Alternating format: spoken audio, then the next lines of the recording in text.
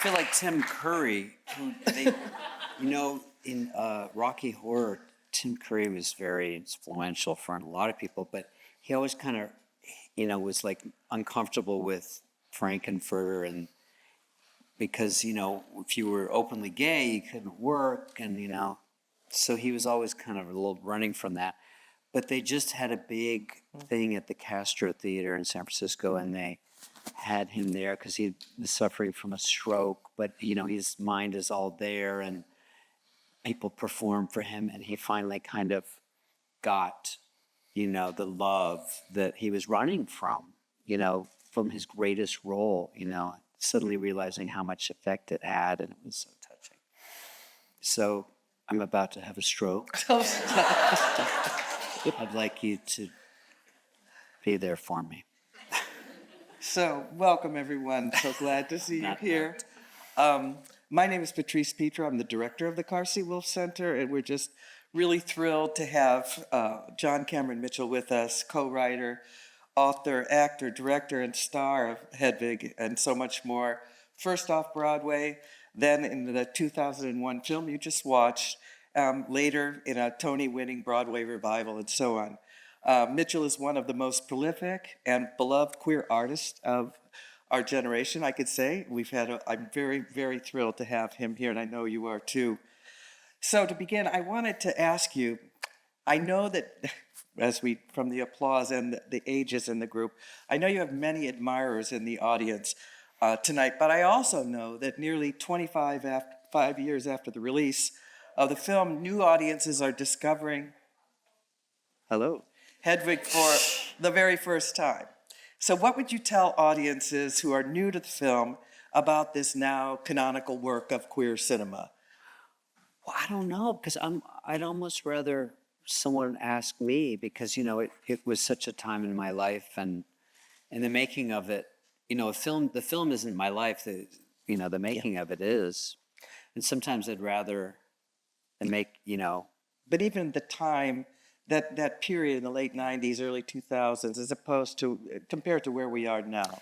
Well, it was the last golden age of American cinema. It was the 90s or early 2000s until the financial collapse and the rise of digital. So it was a kind of magic time, that the 30s and 40s, of course, the 70s was another golden age that we grew up in, and so Hedwig is a child of definitely of the 70s in terms of the mix of the music. We even shot on in a way that we sort of echoed some of our favorite people in the 70s, like Bob Fosse and Richard Lester, and people who were trying stuff.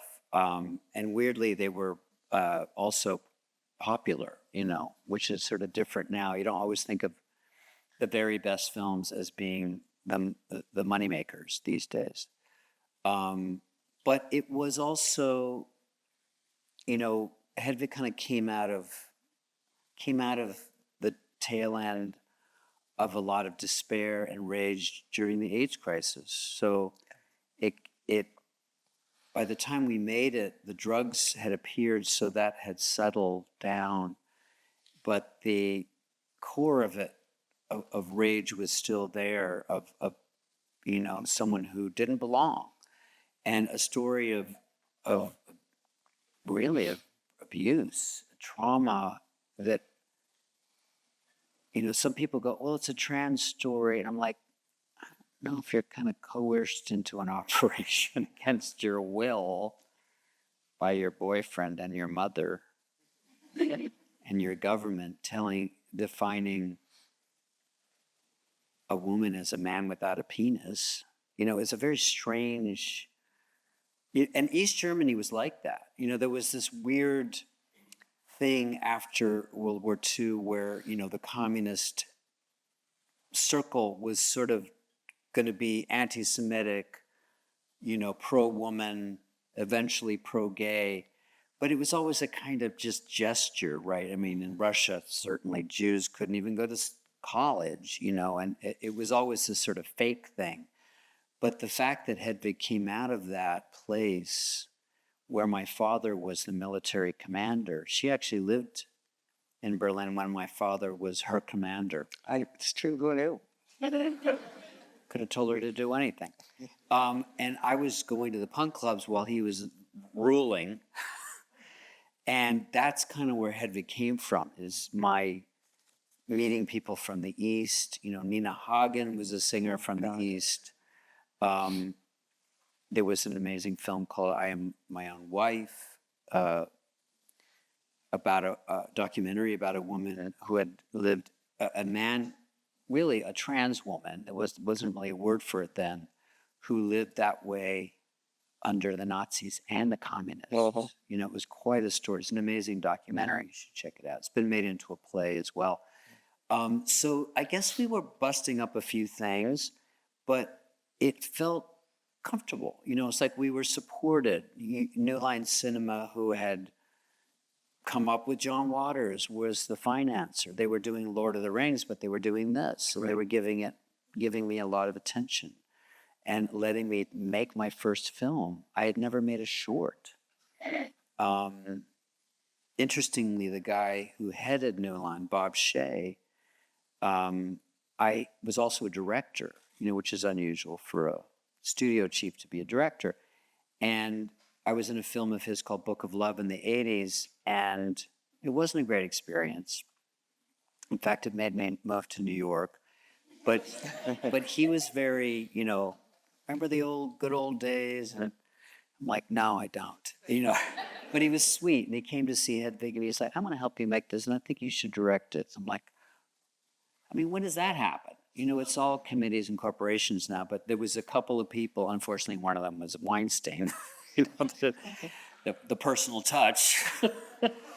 But Bob really did believe in directors, and, you know, he was savvy about money too, but he let me make a film with a real budget, with myself starring and directing. It wouldn't happen today. Yeah, crazy. Well, I wanted you to talk a little bit about Hedwig in its earliest incarnation, which, you know, as you just said, it started in a drag club as a 30-minute version of what would later become this feature-length film. This was 1994, and you had been discussing ideas for a show with your friend, Stephen Trask, who was a composer, musician, and whose gigs included leading the house band at Squeezebox, and allowed you to incarnate Hedwig and play there. So tell us a little bit about what was, you know, I want to ask you about the adaptation process. I mean, how did it move from 30 minutes on stage to? Well, that was many years, you know. Earlier, yeah. Yeah, I mean, 30 minutes was, you know, we only had one original song, so I would take pre-existing songs and rewrite the lyrics to be about Hedwig for that. Like Fleetwood Mac or Bowie or something. Yoko Ono had a song called Death of Samantha, which we made into about the operation. So I was writing, you know, coming from the theater, not going to rock and roll and drag places, but I wasn't of that world. So, you know, even the queens there were a little suspicious of what I was doing. Am I, you know, kind of slumming or taking the piss or something? And I'm like, no, I'm learning from you guys. I want to know. You guys are punk, and you didn't even know it, you know. And it was right when punk actually was commercial for the first time in the early 90s. So I was always a rock and roll person and soul and funk. So in the gay world, which was more four on the floor kind of music, dance music, which could be great, but I was just kind of bored, and I wanted a more queer, you know, punk vibe, and certainly at that time it was happening. So Squeezebox was the place I always dreamed of, which was a rock and roll. It was a punk drag party bar. There was a house band. Regular bands would play, and then the house band would play with a local drag queen who was singing a punk or rock cover. And a lot of them had only been lip syncing up to that point and didn't realize that they were already punk and their voices were great. So many performers found themselves there. And it was a fun place, you know, and we enjoyed the fact that, you know, straight rock stars or someone would come and be scared of us. These cocky, Beastie Boys or whatever, they could not handle it. And we'd run them out on a rail, and John Waters would be there every weekend, and it was a hoot, and it was a little bit scary. And I was learning along the way. The very first show we did, was so exciting, and I was actually afterwards. A scout was there, and he said, "Well, you were great. We want you to perform at Woodstock." What? And I couldn't hear. I thought they were saying Wigstock, which is it's like, sure, why not? But it was the new Woodstock when they rebooted it in '94. It never worked out, but so that was '94. The film really was shot in 2000, and between those two, there was a lot of stages of Hedwig, including off Broadway. But we were never like really popular. It was never a huge moneymaker. It was always sort of like Hedwig, sort of clawing her way to the middle, And then the film, there was a strange kind of almost a bidding war for it, and we went with Bob Shea, my director. Why do you think that was? It was the '90s. It was cool. It was a different time. Now it's like it's just very different. You all, I'm sure, know what it means right now to be young. It's a strange thing to be young today, not only with what's happening in the world, but also just the way you got here with a certain digital. You were delivered by the delivery system called digital culture. And that teaches you when you're very young to quantify and your self-value, like by likes and clicks. And that's very capitalist. It's like you're taught to market yourself and brand yourself very young, whether you want to or not. It's there, and it's strange. The anonymity, anonymous labor. Yeah. I don't know. It's just, I would hate it right now. If I had made Hedwig now, I might have shot that first show, which wasn't that good, and then looked at it and then not continued it. There's a value in not documenting. You don't want to. I never liked when people showed pictures of their fetus. You know what I mean? Show me the baby.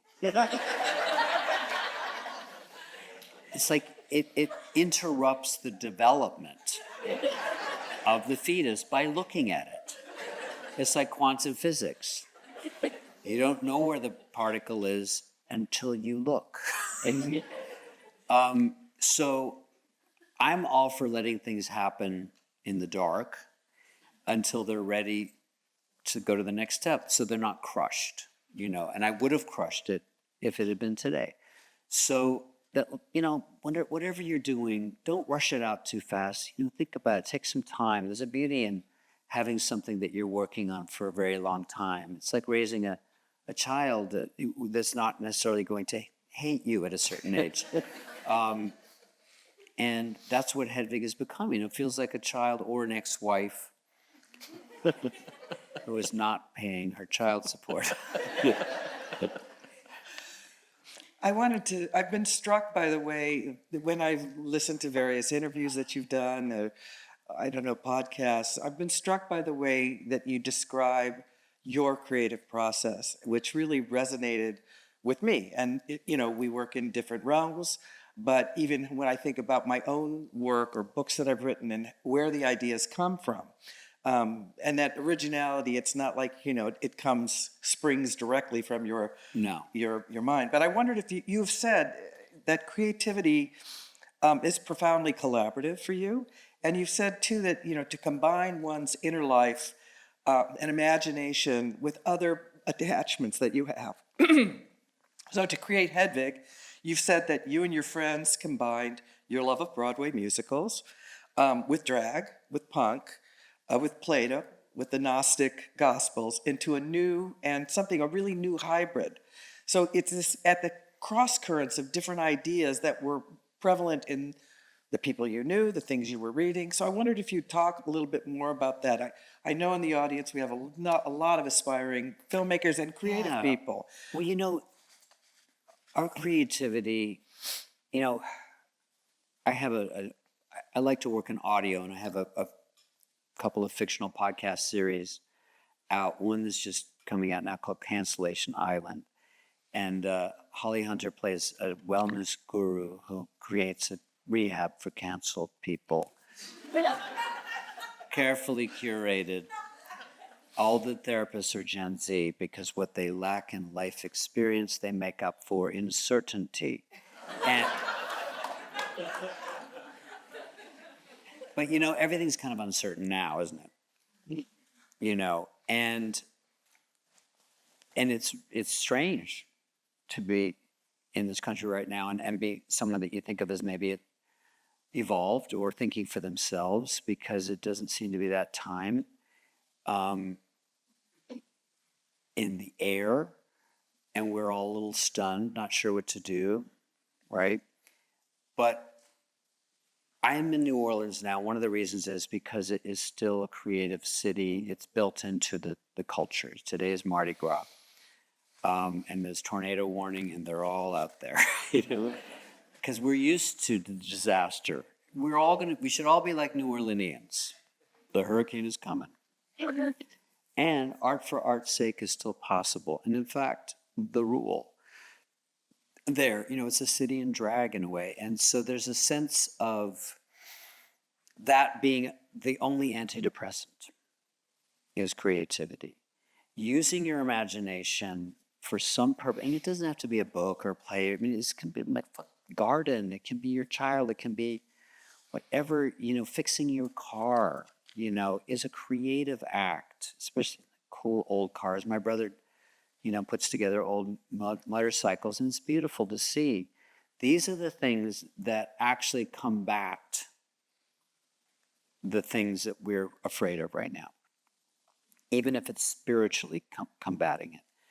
And I'm telling these young people, you know, who are scared, it's like, okay, let's not look macro anymore. Let's not try to fix the world in the shortest period of time, which is what we've been doing in the last few years, is trying to fix everything really fast and alienating our friends while we do it sometimes, looking for purity. And we end up breaking ourselves up into identities, which are great to separate yourselves from the people who had power over you, like your parents. But at a certain point, if identity becomes your main activity, it starts to become a prison. You know, it's a springboard to go somewhere else. It's like, we don't hang out with our friends and think about their identity. We think about who they are and what they got to bring to the party. And that's what you get in New Orleans. That's what I get growing up in the military. The military was the most eclectic, diverse group in America. It's a socialist state for rednecks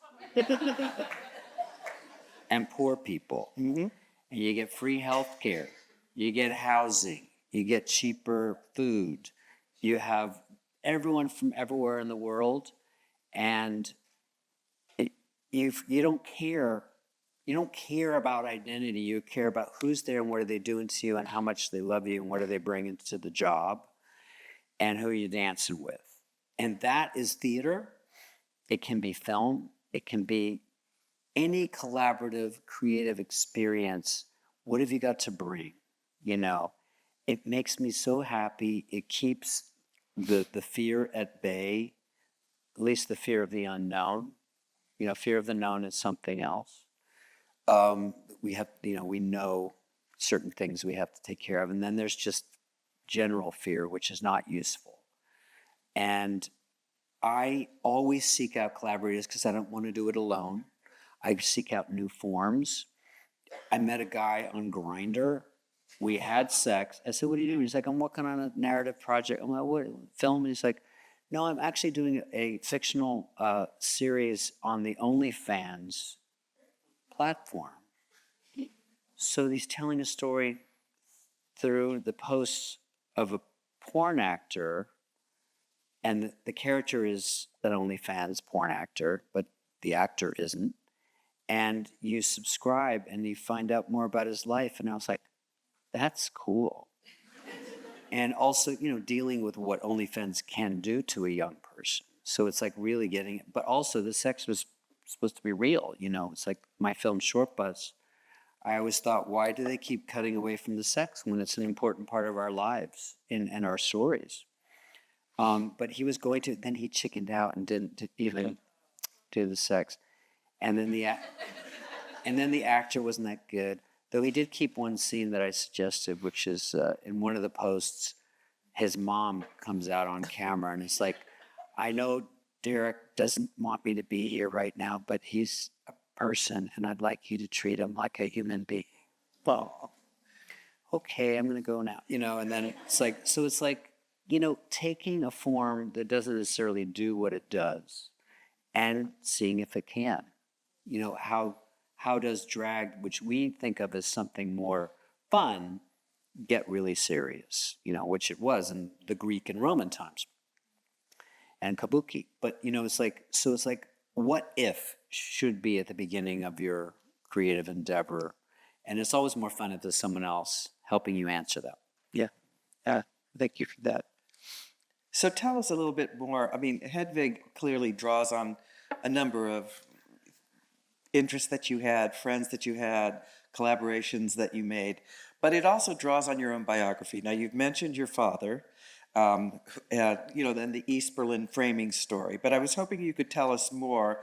I mean, obviously, it starts like Hedwig is supposedly born in 61.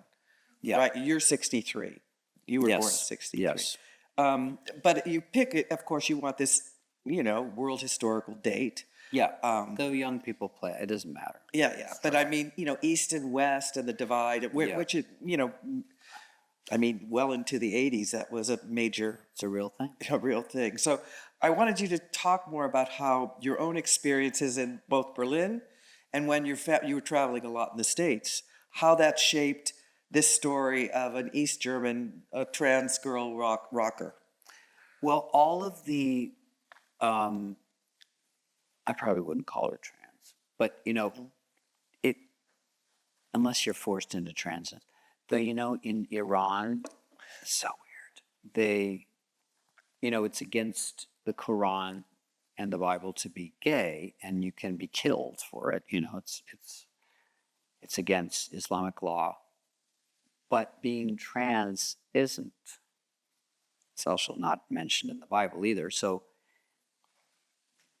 the government of Iran will pay feminine boys to get a gender reassignment, whether they like it or not, to fit in to what I call the binarchy. It's like this is man, this is woman, and there's nothing else. It's like we all know. We're all in the middle, if you think about it. I'm not so much into the term non-binary just because it's a negative.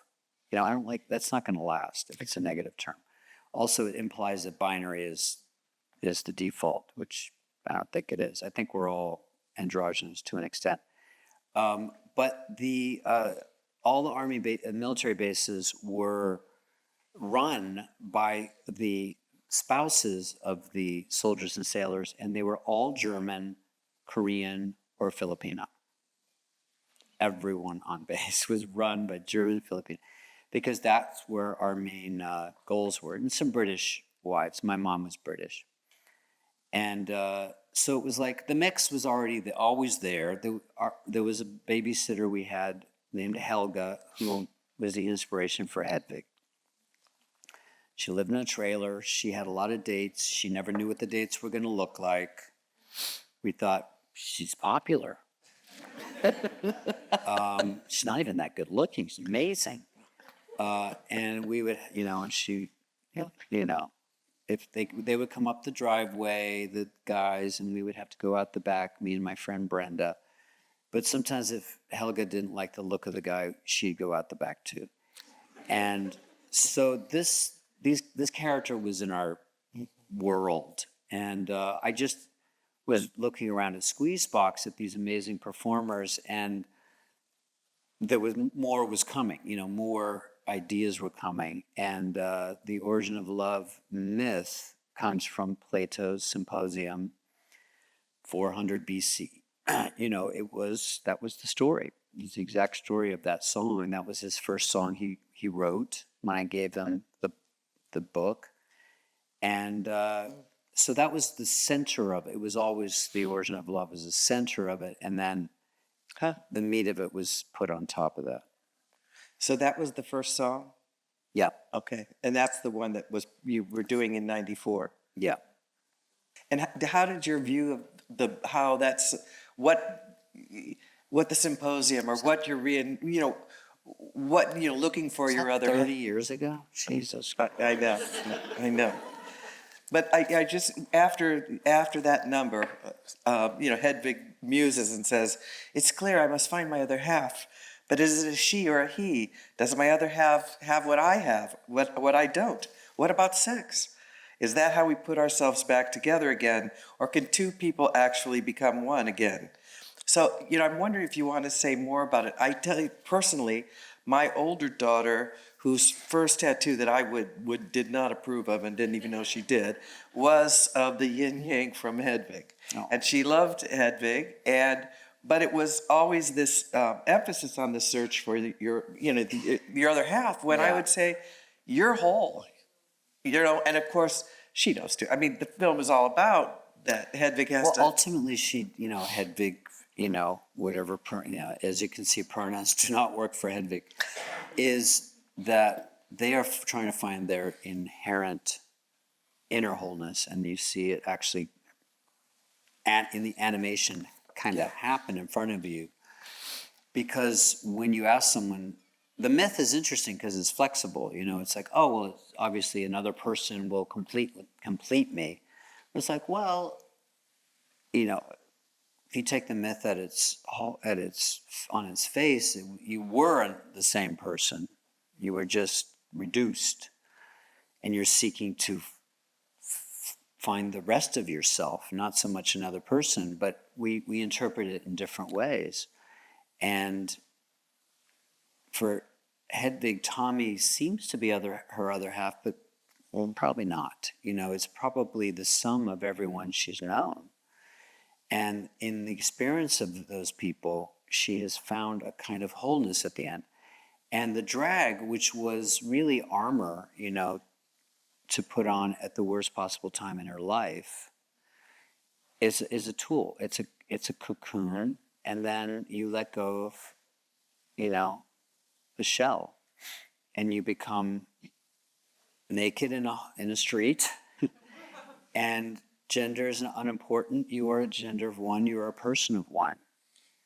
You're not anything. You're not even in a community. It's a weirdly optimistic but melancholy ending. Where it's like, okay, I'm just got born down this birth canal, and I'm a fetus, and I'm out now, and what's going to happen now? Am I going to become an adjunct professor of German philosophy in a small Midwestern college? That's probably where she is. That's where I'll be. It's true. I've heard you say that every type of person has played Hedwig. Yeah. Every race, age, sexuality, and gender. I wonder if what performance did you find most compelling or strange or weird or even intriguing? And how the story gets taken up by others. I love that people can do what they want with it and find their own thing and add their own jokes and add their own locale. I just came back from Asia, and Korea has taken Hedwig to its heart more than any other country. Wow. I think partly because it hit at a certain time of when musicals were coming in, but also, that tattoo looks like the Korean flag. This is a divided country still, and East and West Germany have a lot in common, or had a lot in common with North and South Korea. And I did some shows there on Christmas, and they were really fun. And it was when their president was impeached. Oh, yeah. And I had left some pot in my bag, and they found it. So I said, how dare you arrest me? You don't even have a president. was the wrong thing to sell. But I did make fun of that fascist in the show, and everybody loved it. There's actually a line in one song which is, it's our tradition, it's in Sugar Daddy, it's our tradition to control, like Erich Honecker and Helmut Kohl, who were the East and West leaders of Germany, but we changed it from like Erich Honecker and Yoon Suk-yeol from the Ukraine, and they loved it. But I still got in trouble, and I couldn't leave. Some countries, when you bring drugs in, they throw you out. In Korea, they kept me there for a month. It was during the holidays. I wasn't in prison. I just couldn't leave. And it was cold. So I finished a play. So it was good.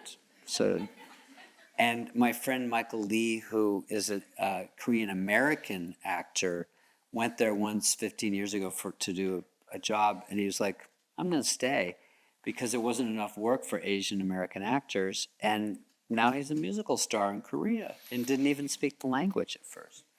And he did Hedwig there too. So there's a long way of saying I keep meeting people in different cultures who have played it and found something different, but the core of it is still the same. You know, I was in Thailand after that, and I sang with one of the guys who played Hedwig in Thailand, and Yeah, so great. I love it. It is drag, and drag is for everybody. You know, it's like Lena Hall, who played Yitzhak on Broadway, won a Tony, played Hedwig, you know, for a while in LA and San Francisco, and was fantastic. And, you know, we're going to do a new production in London. It's probably going to be a trans actor. It's like there's a new production in Australia. I love that it happens without me, and that the sun never sets on Hedwig. There you go. Well, you know, Hedwig is a very moving film, and I think it's kind of exploration of, you know, self-exploration and resilience and everything. That's, you know, that resonates with lots of people. Yeah. But the film it's also the story. It's really, really funny. From the dialogue about not putting bras into the dryer, I mean, that's to give you credibility as a woman. But I love the Korean sergeant wives who are Hedwig's backup band when you're like, Kwan Lee on guitar. She was the star of Short Bus. That's right. That's Suk-Yin Lee, who is popular, a well-known figure in Canada, our 51st state. Oh, stop. But I met her. She was a VJ on the Canadian version of MTV, and so she played this rocker. I loved her. Girl, and so I was like, all right, you're Kwang Yi and Hedwig's band, and you're like terrible guitarist, but you love it.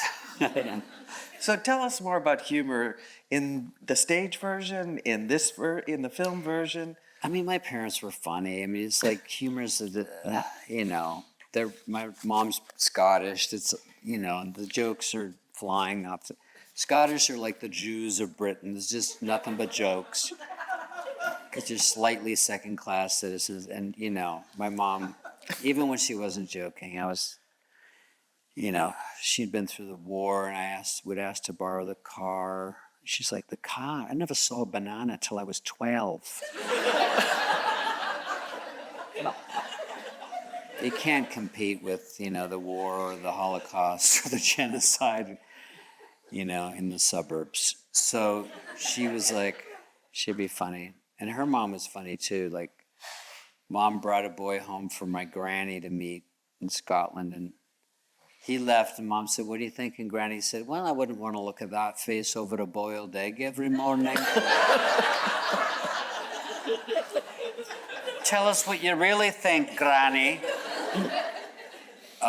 But, you know, if you've been through trouble, you don't have time for it, do you? Well, one last question from me before we open up to the audience for a few questions. So Hedwig was released as a film version in 2001. It was a critical success, but not a financial success, as I understand. Yes, it was a success d'estime. Celebrities showed up to watch and promote it, and you could tell us more about that. But you've speculated that 9/11 also had an impact on the film's reception. I read somewhere that you said, well, you said on September 12th in New York City, all movie theaters were free, and many people saw the film as a result over time. It also reached people, of course, in other ways, through word of mouth, of course, and DVDs. So tell us a little bit about the film's initial reception and then over time. Well, that is a sort of sad thing now about, I mean, we're not in the era of the independent film right now. People, you guys aren't necessarily rushing to the theater to see the most interesting film of the week. Honora. Yes. No, it's not that they aren't winning Oscars. Yeah. It's just people aren't going or watching the Oscars as much. So, 12 Years a Slave, people are not rushing to, you know what I mean? It's like, one best. Yeah. But they do well, and they are the best films of the year because Hollywood has sort of given up on trying to make really good films. They just given up. They make money-making films. And why shouldn't they? They're a business. They're not an art world. And it was almost a mistake when artistic films were made by Hollywood because the point of it is to make money. At a certain time, an audience might have been ready for something more perspicacious or something just deeper. And there was a time in the 70s when,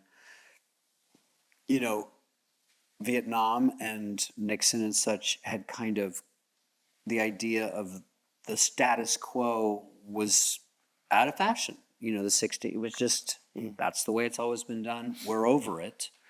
So Hollywood was confused and they started giving money to John Cassavetes and Robert Altman and people who were art people, but they made artistic pop hits, and there's a weird moment when Dog Day Afternoon and Network and Nashville and The Godfather are the biggest films of the year, too. It doesn't happen that way anymore, which doesn't make the form any worse. It's just economically very different right now. And in the 90s, it was still, people were rushing to the theaters. And so Hedwig was, success d'estime is French for, yeah, but can you eat it? Because there was no money. We were never a hit, which was fine. I don't wish huge success on anyone but my worst enemies. I really don't. I mean, too much money and too much fame will kill you as much as poverty or destroy your soul. Look who's in charge. But there is a sense of an opportunity now that economics have changed Hollywood and even theater, certainly in the political realm, for a new kind of DIY, a new kind of punk. In the last few years, we tried to, fix things with tactics which might have been a little pushy of like, you can't say that and that's not to be done. And, you're causing offense and identity-based stuff, which would raise the profile of important issues for sure. But it also started to separate us from our natural buddies. It's like, you can't start a conversation by saying you're a straight male, therefore you really should not be talking about queer people. It's like you're, a black woman. How dare you write about a white gay man? It's like, guys, if you're going to follow that line, you might as well cancel all fiction and just have autobiographies. Just have a Netflix of narcissists and kill your goddamn empathy, because fiction is one of the only ways that everyone in any cultural right, left wing, whatever you want to call it, can agree stories are important now. Because as facts become degraded, when all news is fake, all stories are true. So you got to make sure you get that right story. Because, sometimes the stories veer off into crazy conspiracy theories, and it's like, how is that really helping you? Even if there is truth in it, it's like, why are you focused on all these things? And where are the good conspiracies? Why are they always negative? There's a term, there's paranoia and there's pronoia. Pronoia is the irrational belief that someone's trying to help you. That's the conspiracy that I'm looking for. There's so many people trying to help you. Do you have proof of this? Do the research on YouTube. So I feel like some of these tactics of trying to fix things and good intentions have sometimes separated us from larger goals. We know who the enemy is now. We know. And our need for purity has kind of helped him get back there. Do you know what I'm saying? A lot of people started getting really exhausted by what they were supposed to and not supposed to say when we know the intentions were often very good. And it pushed them a little bit to the right. Do you know what I mean? So, but punk is an ethos, and it can be a lot of different things. But punk has the same goals of fighting racism, imperialism, fascism, conformity, capitalism. But the tactics are wildly different, right? The tactics are often offensive. You're using imagery of racism to fight racism, which is not very current. I don't want to hear that word. I feel unsafe when that word is being used in the real world. I would argue that we need punk again because the other stuff didn't work. I also come out of AIDS activism, not being a member of ACT UP, but being there when it happened. I was a little scared, but I saw this bravery and people using every tactic to do what they needed to do to survive that crisis when the government was doing nothing because they thought we deserved it. And you saw people being very punk and like in a wonderfully queer way and putting a giant condom on Jesse Helms' house, who was against safe sex. So he came out the door and it was wah. Brilliant political theater. But at the same time, some of the same group would be negotiating with the drug companies in a very practical way. You may not give a shit, but if you save all these people, you'll be rich. You know, they used every tactic.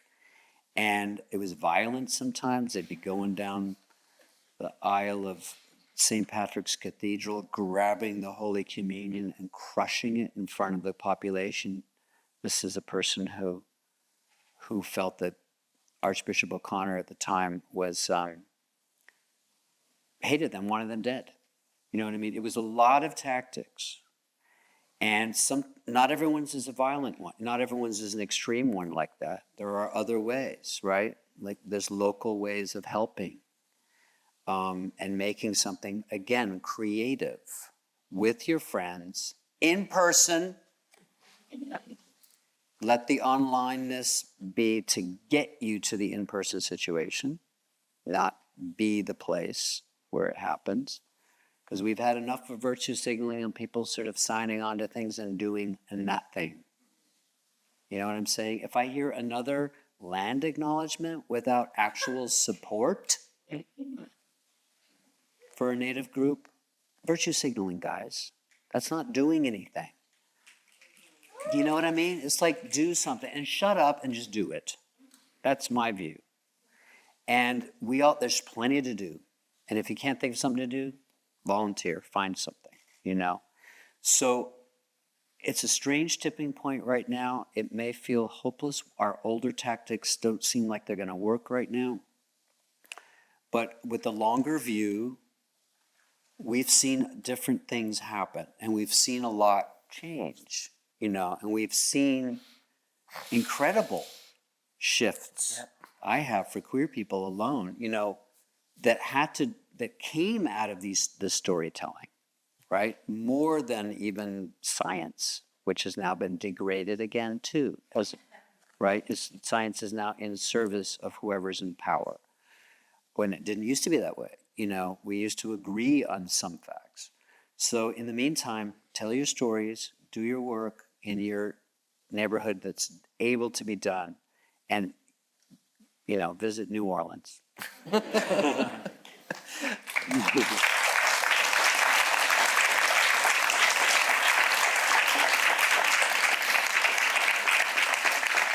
I'm going to turn things over to Miguel Panabella. He's our assistant director. He's been in the job since the beginning of January, although he's been helping here at the center for years. So glad to have him back. Miguel, tell him what the rules are. We'll take about 3 questions. My heart will be explode. Not only because English is not my first language. I watched Hedwig when I was 16. Are you Korean? Sorry? Are you Korean? I am Korean. We are Korean. 안녕하세요. So I'll move into my question before I not throw up. So, in your films, Hedwig's and the Hedwig, Short Bus, and Rabbit Hole, the main characters all seems to start from a kind of emotional ground zero situation, having lost something fundamental like their kid or their identity, like kind of thing. Hedwig searches for her other self, and only to realize wholeness comes from within. And the characters in Short Bus navigate loneliness in the most loneliness and repression, finding connection in the most unexpected ways. And in Rabbit Hole, grief remains ever present, but Rebecca comes to accept that it doesn't go away, it just becomes bearable. So my question is, despite their pain, these characters eventually stop clinging to their anger and move forward. So, but sometimes even forgiving those who have wronged them. So, but in reality, for someone in the position of the victim, so to say, victim, the kind of transformation can be incredibly difficult. Yeah. So, from your perspective, I was wondering, what do you think needs to be happen first for someone to be able to move forward with forgiveness? Well, I mean, I'm Catholic, so it's sort of built into us, and confession and all that. Though you're confessing it to some creepy priest. But yes, I believe art is a healing thing. I was very religious as a kid, and then theater became my church. And in church, you can do different things. You can sing together, you can praise together, you can commemorate, you can role play, and you can forgive. And you can confess. And there's, I guess, maybe I got so pissed off at cancel culture because there wasn't an opportunity to evolve. It wasn't always given to you. And first of all, who are we to judge? Sometimes, we don't know all the facts. It just felt like it was piling on. And I certainly, there were horrible people when there's a trail of victims. And then there's, I don't know, it's like, we don't know all the facts. So it's like, I don't like, it starts to become everyone's scared of each other. We're scared to talk about anything uncomfortable. So you end up having a generation who's, avoids confrontation, and even avoids sex because it's uncomfortable. You can't control it. And, younger people are having less sex than they used to. I think that's my other assignment to you, is to get laid in a healthy fashion. Whatever form that takes. It did wonders for me. And what was the question? Oh, yeah, trauma. So, but all the characters are victim. They act like victims. Which, they are victims of trauma, but then they take that on as their identity. And if your victimhood is your identity, you're fucked. You cannot move on. And you can even make money from it. The eternal victim. And, Trump somehow convinced all white people that they were victims, when it was really about money, and not having jobs. So it was like, if you can convince someone they're victims, Russia's convinced, that they were the victim in this war. I don't know how they did that.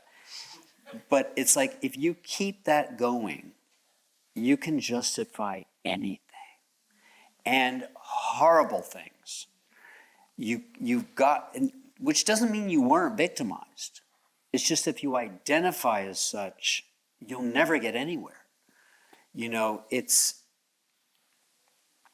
you've got to figure out what's next. And forgiveness must be very hard for people who are really, really hurt by someone. And maybe it's not possible at all.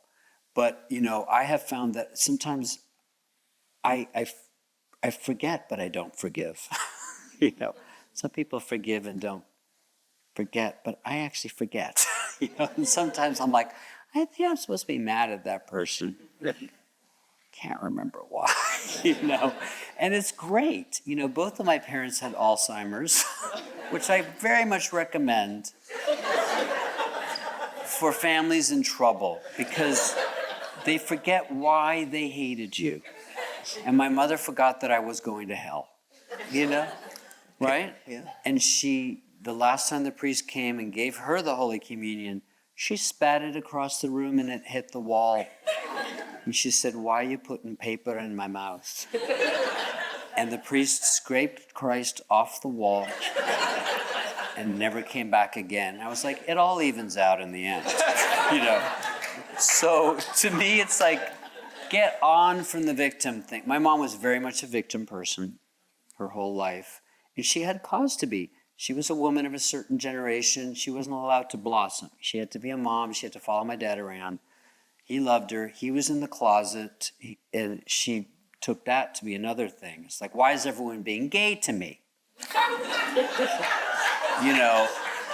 Everything was, when my dad got Alzheimer's, why are you being Alzheimer's to me? And she was never happy and she was only happy when she got the Alzheimer's. So let that be a lesson to you. All have Alzheimer's. What? Brooklyn social scene. I bet you have a voice we can all hear, do you? Yes. No. I too may throw up out of excitement to join the gentleman in the second row.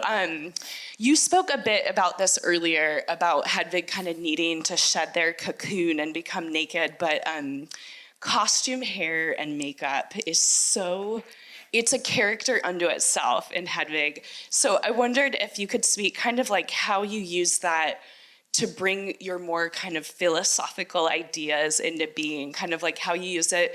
And then maybe just more like conversationally, did you have a favorite or least favorite outfit that you kind of made and performed in? Like what was the one that was like the most uncomfortable? You just gave me a new drag name, philosophical. Sir Phyllis Diller. There was Hell of a Bottom Carter. Stop it. It's a drag queen I know. What were we talking about? Costumes. Yes. Well, I was so busy with directing and acting that I let my costume and wig and makeup person just go crazy. I was like, just put it on me. I gave them a very simple brief, which is everything has to be believably affordable for this character. And it's definitely patchwork, it's definitely collage. It's juxtaposition of things that are affordable, and which was Hedwig. She was a quilt person put together with bits and pieces, right? And I think I really enjoyed the hair in the Wicked Little Town song. I liked, someone made a cookie of that look for me at UCLA. What have you made me? This UC system. Of who's a baking major. But it was just fun. But I was so overwhelmed. I mean, I couldn't even. That's why I had these great people around me who would sometimes make decisions without me, but I chose the right people who could do that without me. My dad was a general and in the Army, and he wanted me to follow in his footsteps. And then he saw me on set, and he was like, "Oh, you do what I do," which is delegate, and you make everyone feel included because they are, and you make jokes at times of tension. And then we had a drag day where even the Teamsters were in drag. Of course, it was Toronto, so they were more relaxed. The 51st state is more relaxed about things like that. Does that answer your question?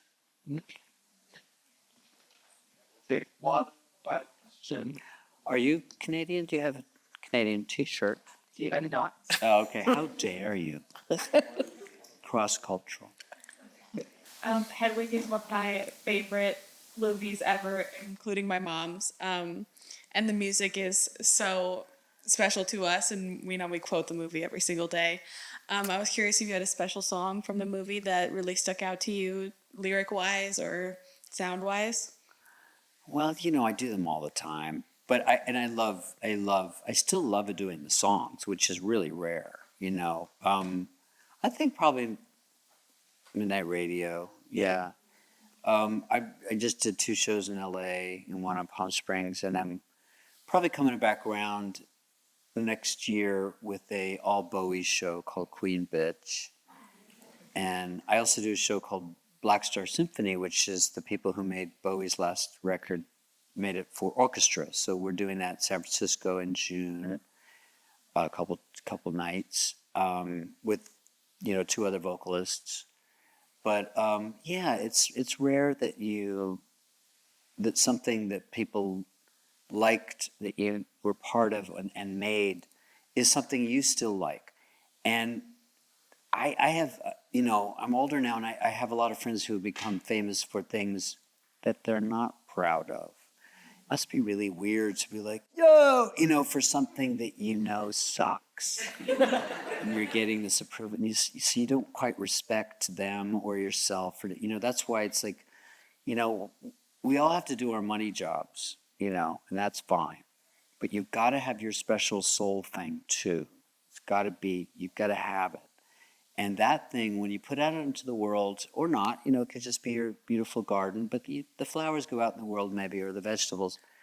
That is what what you put out, of course, comes right back to you. And if you put out something half-assed, guess who wants to hang out? Really half-assed people.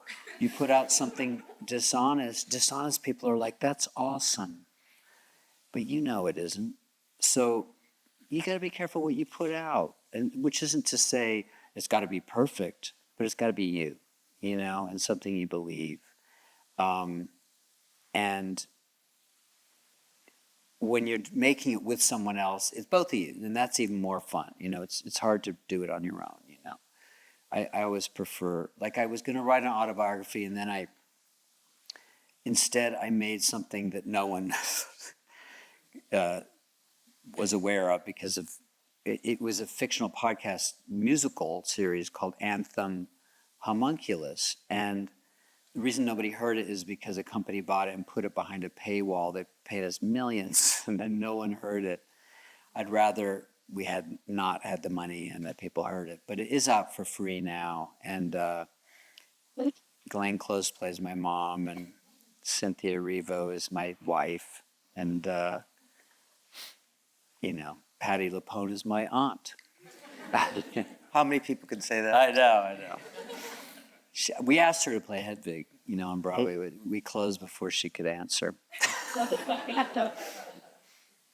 Well, everyone, thank you so much for coming out. Thank you.